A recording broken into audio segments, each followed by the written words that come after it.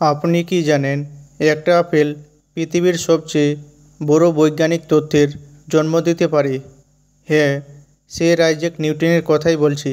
বিজ্ঞান যার চিন্তা শক্তিতে পেয়েছিল নতুন দিশা। শৈশব ও পড়াশোনা।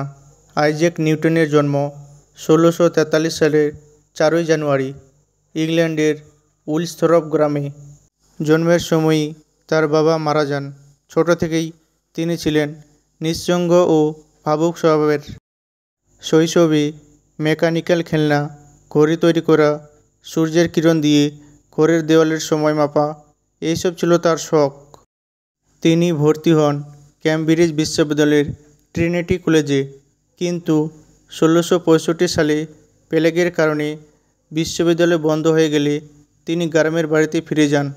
আর সেখানেই ঘটে তার জীবনের সবচেয়ে বড় আবিষ্কার, গতি, মহাকর্ষ ও বিজ্ঞানের বিপ্লব।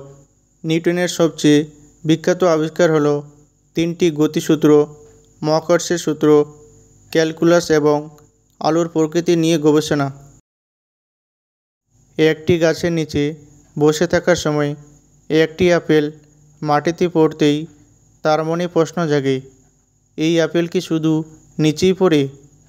চাঁদও কি পৃথিবীর আকর্ষণে আবদ্ধ? এই প্রশ্ন থেকেই জন্ম নেয় মহাকর্ষের সূত্র।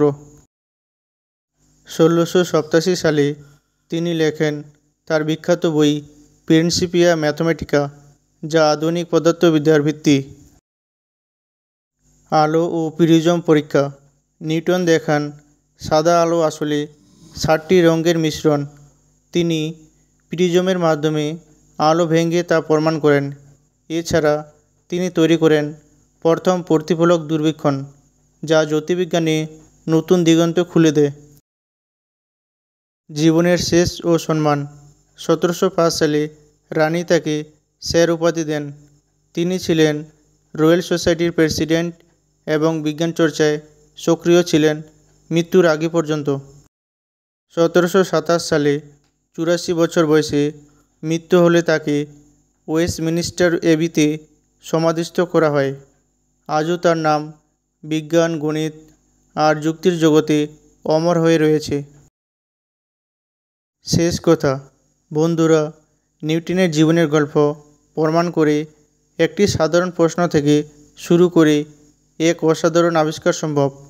ভিডিওটি ভালো লাগলে লাইক, কমেন্ট এবং সাবস্ক্রাইব করতে ভুলবেন না।